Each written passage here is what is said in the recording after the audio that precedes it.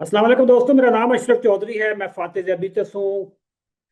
आज मेरी जो गोश्त पे वीडियो है, ये बहुत सारे लोगों को आज जगा देगी और कई लोगों को हो सकता है कि ये मेरी दुश्मन भी बना दे। आपने सही थंबनेल पढ़ा है कि गोश्त खुराक नहीं है। बिल्कुल सही पढ़ा है।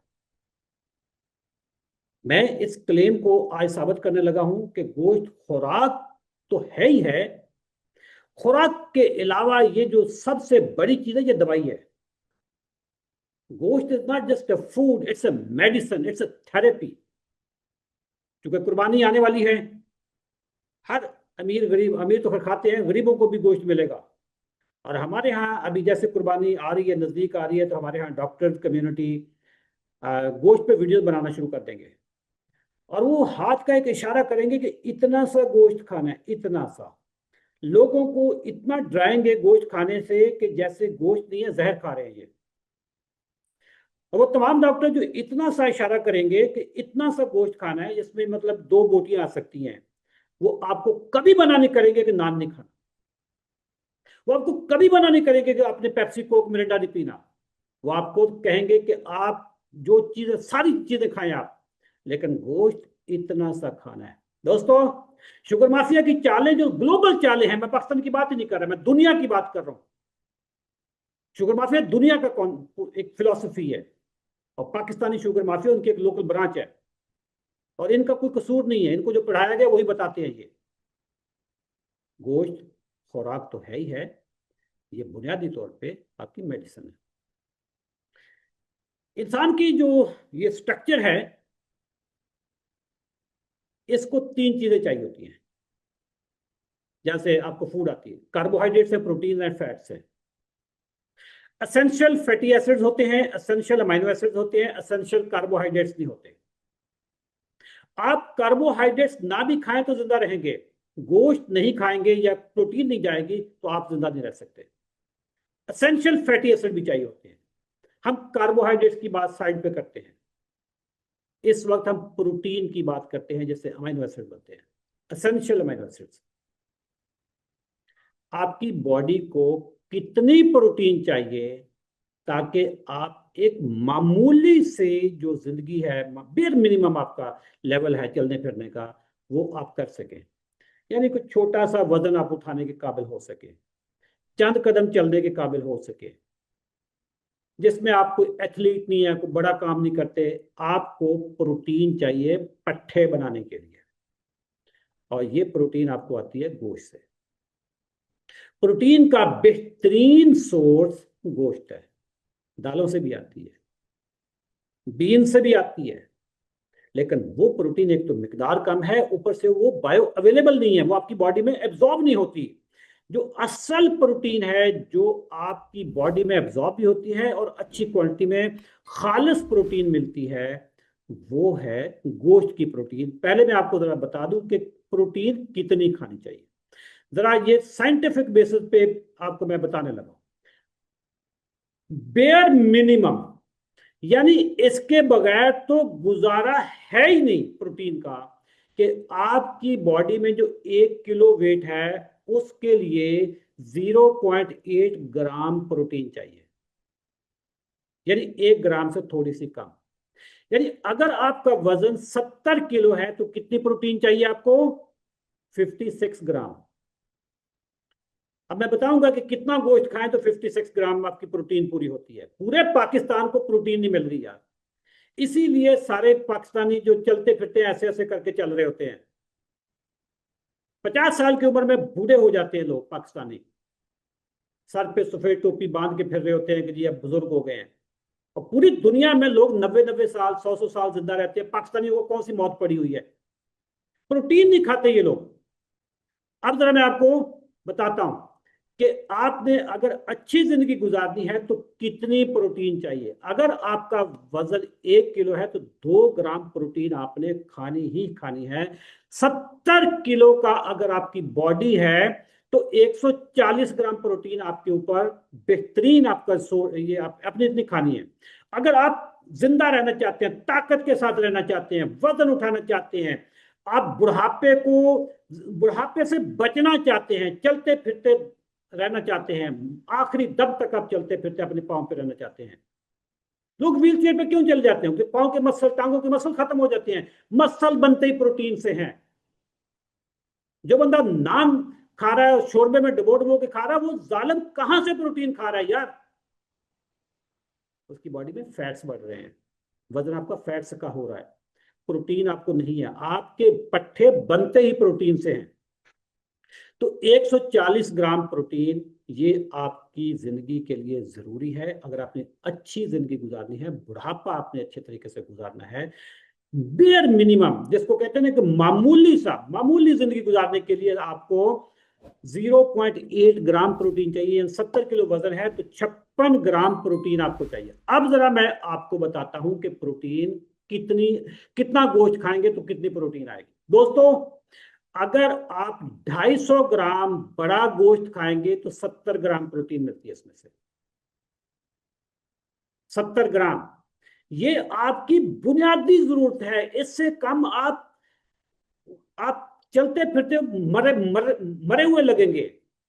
250 ग्राम मटन जो है, जो बकरे का गोश्त है, 65 ग्राम प्रोटीन होती है। 250 ग्राम जो चिकन है, ये चिकन लेग पीस नहीं है, ये जो ब्रेस्ट पीस होता है मुर्गे का, उसकी बात है, 75 ग्राम प्रोटीन इसमें होती है।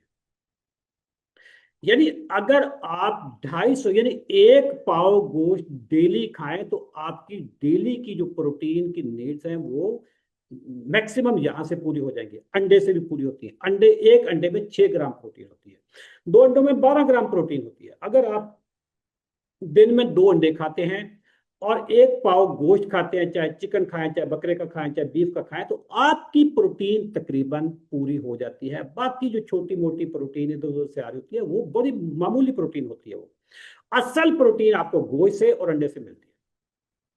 ये मैंने बता दिया कि 1 अंडे से 6 ग्राम प्रोटीन आपको मिलती है। ये आपके ऊपर फर्ज, ये आप मतलब 0.8 gram protein for 1 kg weight, ये तो आपकी जरूरत है, बुनियादी जरूरत है। बट अगर आपने बेहतरीन जिंदगी गुजारनी है तो आपको 2 ग्राम प्रोटीन चाहिए है कि 1 किलो वजन के, यानी 70 किलो है तो 140। दोस्तों, हमारी बॉडी में अमाइनो एसिड्स, ये प्रोटीन का जो स्ट्रक्चर होता है उससे बनते हैं। ये एसेंशियल होते हैं, हमारी बॉडी को लाजमी चाहिए होते हैं। अगर ये नहीं होगे तो हमारी बॉडी तोड़फोड़ का शिकार हो जाएगी, पट्टे तोड़फोड़ का शिकार हो जाएंगे।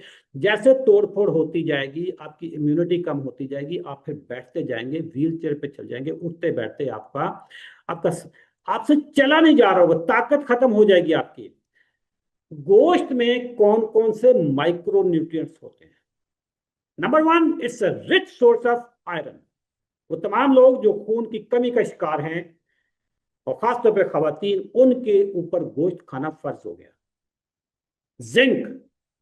जिंक हमारी बॉडी में बहुत एक क्रूशियल रोल प्ले करता है। ये बॉडी की इम्यूनिटी बढ़ाता है, हीलिंग पावर बढ़ाता है।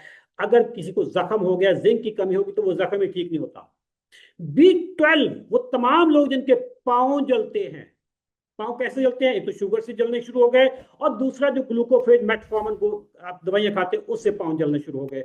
वो भी आपकी बॉडी में B12 की कमी करता है। B12 खाना आपके ऊपर, B12 की कमी से आपकी बेशुमार मसाइल स्टार्ट हो जाएंगे। गोश्त is the best source for B12।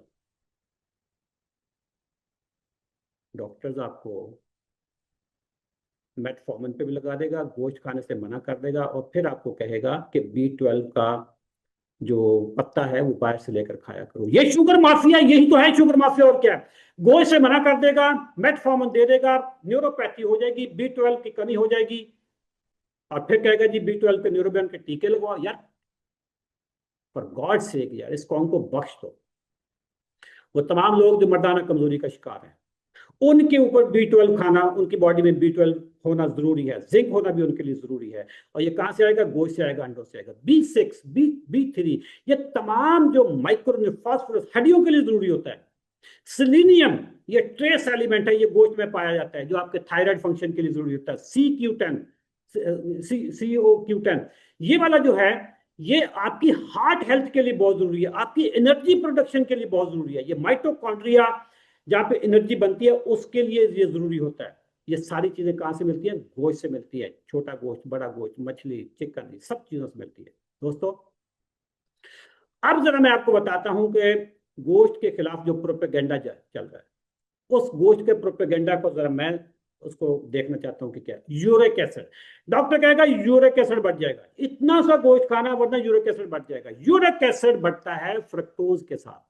Fructose कहां पाया जाता है? पेप्सी, कोक, रूह अफ़ज़ा, जामे शीरी, पाकोला, ये जितने भी मशरूबात है पाकिस्तान में, तमाम केचप में फ्रक्टोज पाया जाता है।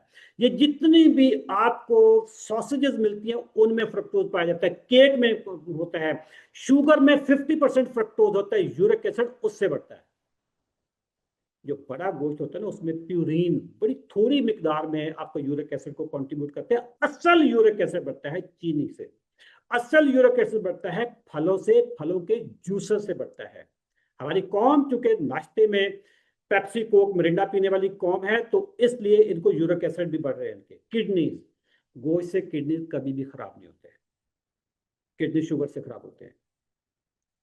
दोस्तों, शुगर से जब आपके किडनी खराब हो जाएंगे, फिर डॉक्टर आपको कहेगा कि जी अब गोश्त जरा थोड़ा कर दो। अब करना पड़ेगा क्योंकि अब आपकी फिल्ट्रेशन नहीं हो रही। गोश्त से कभी किडनी खराब नहीं होते, किडनी खराब होते हैं शुगर से। अगर कोई डॉक्टर ये कहे कि जी गोश्त से बीपी बढ़ता है, बिल्कुल गलत है। बिल्कुल बीपी नहीं बढ़ता गोश्त से। बीपी इंसुलिन रेजिस्टेंस की बाई प्रोडक्ट है। इंसुलिन रेजिस्टेंस आपकी होती है कार्बोहाइड्रेट से। कार्बोहाइड्रेट्स किसमें? रोटी चावल में है, चीनी में है। कोलेस्ट्रॉल पे आ जाते हैं जी। Cholesterol is not a bad thing. पूरी दुनिया में अब नई रिसर्च आनी शुरू हो गई। पुरानी रिसर्च है 50 साल पुरानी, जो जिन्होंने किताबें पढ़ी हुई हैं, अपने आप को अपग्रेड कर लो। Cholesterol is not a bad thing. Cholesterol आपके हार्मोन्स को बनाने में काम आता है। कोलेस्ट्रॉल बंदे में जिसमें खत्म हो जाए वो वैसे नामर्द हो जाता है। खवातीन का हुस्न जो है वो कोलेस्ट्रॉल की वजह से होता है। जो चीज बुरी है वो ट्राइग्लिसराइड, खून में चर्बी। ट्राइग्लिसराइड आपके बढ़ते हैं रोटी चावल से, चीनी से बढ़ते हैं, खून में चर्बी। जब चर्बी जब शुगर बढ़ जाती है तो जिगर आपका उसको ट्राइग्लिसराइड में कन्वर्ट करके इधर उधर डाल देता है। अच्छा कोलेस्ट्रॉल एचडीएल जो है ये गोश्त खाने से बढ़ता है, अच्छे वाला बढ़ता है, ट्राइग्लिसराइड कम होते हैं। सुन ले जरा, गोश्त खाने से ट्राइग्लिसराइड कम होंगे, अच्छे वाला कोलेस्ट्रॉल बढ़ेगा। ये रेशो आपने हमेशा याद रखनी है। ट्राइग्लिसराइड को तकसीम करें एचडीएल पे, it should be less than 2। आप अपने लिपिड प्रोफाइल में जाएं जो आपने टेस्ट करवाए हुए हैं, उसमें ट्राइग्लिसराइड ढूंढें, एचडीएल ढूंढें, दोनों को तकसीम करें, it should be less than 2, तो आप मेटाबॉलिकली हेल्दी हैं। लेडीज एंड जेंटलमैन, आज का जो मेरा प्रोग्राम था, ये मेरी वीडियो थी, बड़ी इंपॉर्टेंट थी क्योंकि कुर्बानी आ रही है। गोश्त खाएं, कितना खाना चाहिए? जितना आप हजम कर सकते हैं, जितना एक वक्त में आप हजम कर सकते हैं। बाय द वे, गोश्त के बारे में ये है कि ये जितना आप खाना चाहते हैं उससे ज्यादा खा ही नहीं सकते। आपकी यहाँ पे कोई स्टॉपर लगा होता है। आपने अगर गोश्त खा लिया है, अब आपकी नीड, आपकी आप भर गए हैं, कोई बंदा मजबूर भी करे कि एक आखिरी बोटी खा लो, आपसे नहीं खाई जाती। गोश्त की अल्लाह ताला ने ये खसूसियत रखी है कि आपकी बॉडी में इंटरनल स्टॉपर लगा होता है, आप खा ही नहीं सकते ज्यादा। जितना गोश्त आप हजम कर सके, जितना खरीद सके, आप गोश्त खाएं। चर्बी वाला खाएंगे तो वजन कम होगा। ये अजीब बात आपको लगी होगी। चर्बी वाला गोश्त खाएंगे तो वजन कम होगा आपका। इसी बुनियाद पे वो जो कीटो डाइट वाले हैं वो यही तो कहते हैं कि अगर हेल्दी फैट खाएंगे, ये जो फैट होते हैं सीधे फैट में नहीं कन्वर्ट हो जाते। आपकी जो चर्बी बनती है वो कार्बोहाइड्रेट से बनती है, रोटी चावल से बनती है, नान से बनती है, पेप्सी कोक से बनती है।